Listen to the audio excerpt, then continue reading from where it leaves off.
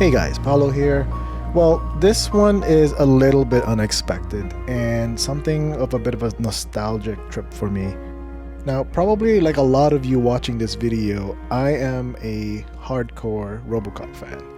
And during my childhood, I would watch the movies, play the video games, beg my parents to get me the toys, and I did have an action figure early on in my childhood, and fast forward to adulthood, I still can't get enough of RoboCop.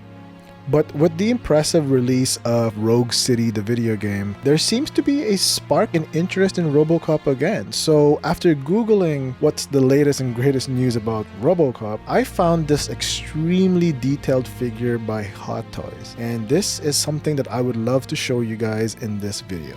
So let's check it out.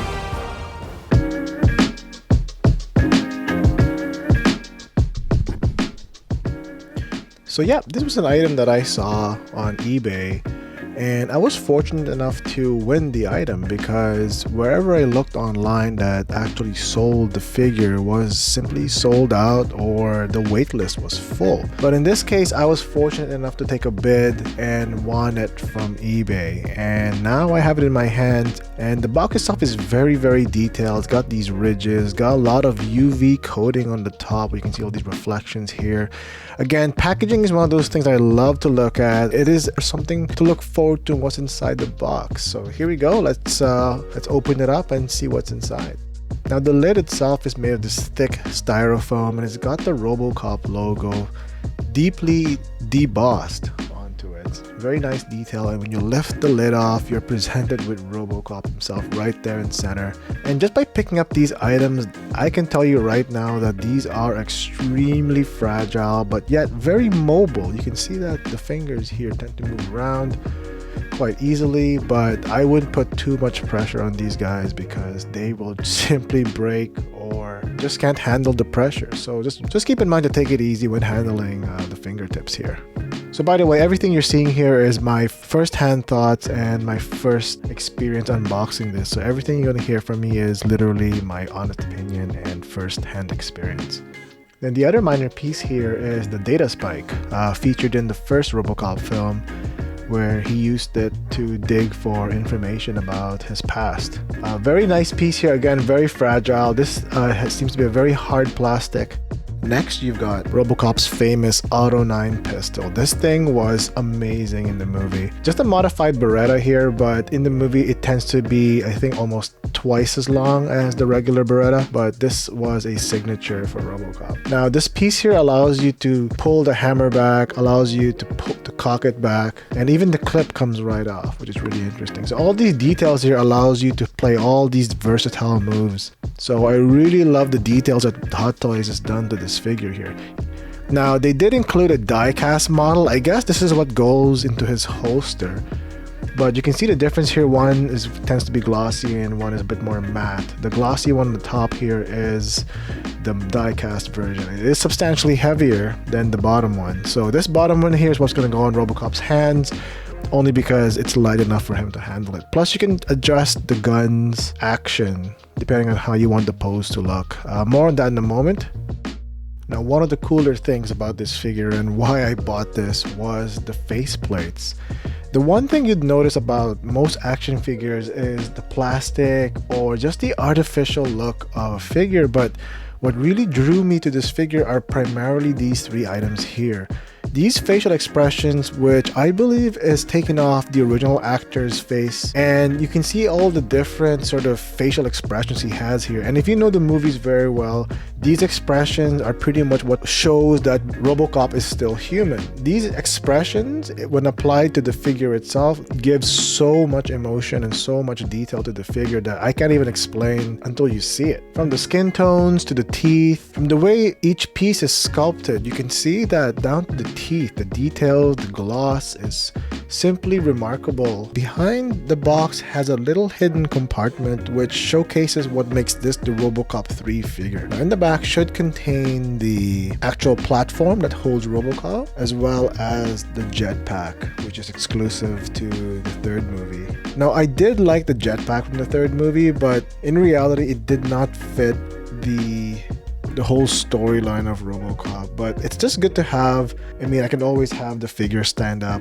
or not have the jetpack attached to it. And kudos to Hot Toys for making it a Peter Weller exclusive, because now it gives you the option to either go with the RoboCop 3 option, or if you just want the original look, you can just put on Peter Weller's faceplate and you're good to go. And here you have the official jetpack along with the hand cannon and some projectiles here, which I'll show you in a moment how it works. But here you have the magazine that goes on the hand cannon that I recall distinctly that goes on sort of backwards here, which was a really cool feature in RoboCop during the time, but I never really stopped to think about, okay, this is actually backwards. Pretty cool. Okay, well, but overall the cannon here is extremely detailed and feels really nice in the hands. And this hand cannon attaches itself to RoboCop via the ball joint. So when attaching this to RoboCop, you gotta be really, really gentle. And here I'm gonna show you how to attach this really cool projectile. So basically there's a little nub that sticks out inside the cannon area, and you just basically put the projectile inside and it stays in place, which is a very nice detail to add. And again, I'll show you later in a bit when it's attached to RoboCop, but it does give a very cool effect overall. So stand by for that one.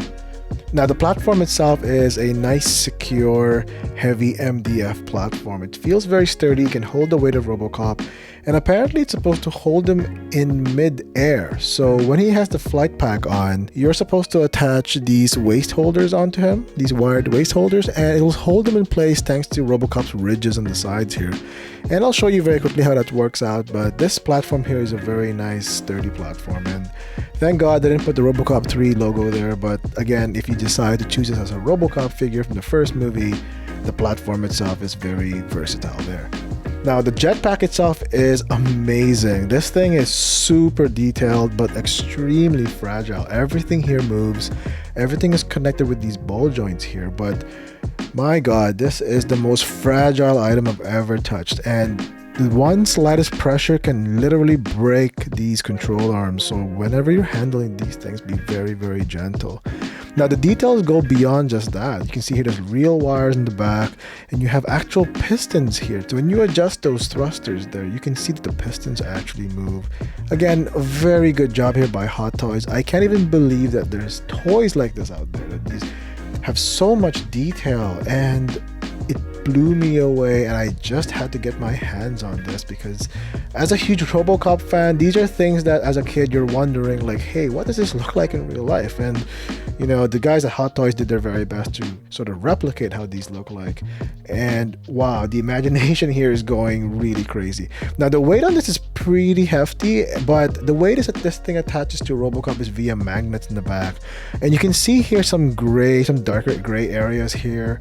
On the flight pack itself, that's actually some soft padding. So just to protect the paint on RoboCop's back armor, they put these nice foam inserts to keep it soft.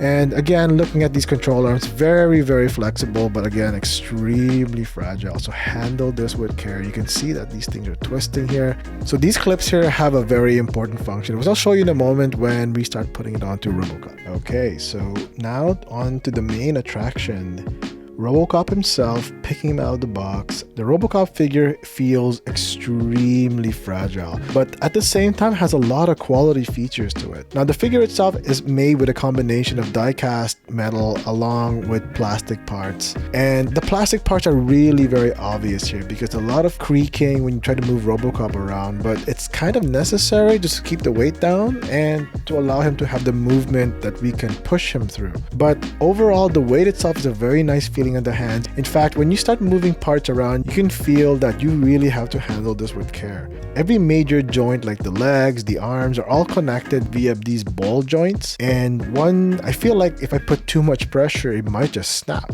Now, thinking ahead, whenever you want to use this figure and make it do a certain pose, you have to sort of pre-plan it and then take your time adjusting RoboCop's individual joints to get the pose you want. Now, this could just be because it's brand new to me, but it is a very stiff figure, but it's extremely detailed. You can see here in the bright lights that RoboCop's got a lot of stuff going here. He's Hot Toys, again, I can't say this enough, did an amazing job here, and seeing it in camera does not do it justice. Now the RoboCop figure is very, very versatile. You can see here that each finger is movable. You can adjust his head. You can pretty much have RoboCop do any sort of pose you want. Now here you can find RoboCop's holster, which is a little tricky to open, maybe because it's still new, but you have to sort of force it a little bit to the back here, and on the other side pull this tab open, and boom, you've got RoboCop's holster. So here you can see, I'm going to put the diecast model in here. It fits just about perfect, and you can close it pretty well. There you go. Yeah, so since I'll be using the plastic version the most, I'll keep the diecast model inside his holster just for safekeeping. And the front plate or the front armor can be removed and interchanged with the battle scarred armor, but in my example here I just have the clean one, which I prefer anyway because I like RoboCop to look as clean as possible on my desk, and he approves of that. Now diving into the details of what makes this figure so unique are the faceplates here, and again each faceplate here shows a certain emotion that RoboCop is going through during that certain scene, and you can replay all of those special scenes by just simply changing the faceplates. And here I'll show you an example by grabbing the one where RoboCop looked pissed. I'm gonna put it on his face right here, and then in addition with the accessories, you can really make RoboCop seem like it's from the movie. So let's give it a change here. I'm going to take the helmet off first, and you've got to sort of slightly but gently slide up the faceplate, because basically I've heard that the chin guard tends to scratch the paint off, so when you take it off you have to be really, really gentle. Here you can see I've attached RoboCop's arm cannon onto him, and you can see that he is ready to go. Now just a few more things I want to add here. RoboCop can stand on its own, but I wouldn't trust it just because the floors tend to be shaky, or if my dog comes in and knocks the table, I would just keep it attached to the included floor stand. But look at the detail on this guy. Everything about him just resonates realism. This thing is absolutely beautiful. And here you can adjust the shoulders by popping it out, and you can adjust it in many different ways, but you can see here the detail has gone into this is absolutely awesome. So now going back to that cool projectile, we attach it back here, and you can see that RoboCop looks like he just launched a rocket. So again, look at that, such a beautiful design by Hot Toys, and they've pretty much narrowed down the details here. I'm really curious what the next version they could come up with, what improvements they can come up with. So let's attach the jetpack and complete RoboCop's look. So now complete with the jetpack, RoboCop looks absolutely amazing, probably even better than he did in the movies. Because here you have a combination of Peter Weller's RoboCop along with Robert John Burke's portrayal, and sort of blends it into this one figure, and it gives you the versatility to choose if you want the Peter Weller RoboCop or the Robert John Burke RoboCop. But the jetpack itself is pretty easy to put on. It's pretty secure once you have these clips on, and you can get RoboCop to pose flying in midair thanks to that wired stand that came along with the figure. So I think I'll stop there and leave you guys with some B-roll of some various poses of RoboCop, and I'm really curious to know, what do you guys think about RoboCop? Is this something that you've watched when you were younger, or are you a big fan till today like I am? Hit that like button if you are a huge fan of RoboCop, and if you've learned something new here. Like this toy here was something I did not know existed until a few weeks ago. And now holding this, it really brings back a ton of nostalgia. So if this is something that you guys would love to see more of, hit that subscribe button because there's a lot more videos like this coming out very soon. Thanks a lot for hanging around, and till next time, see ya.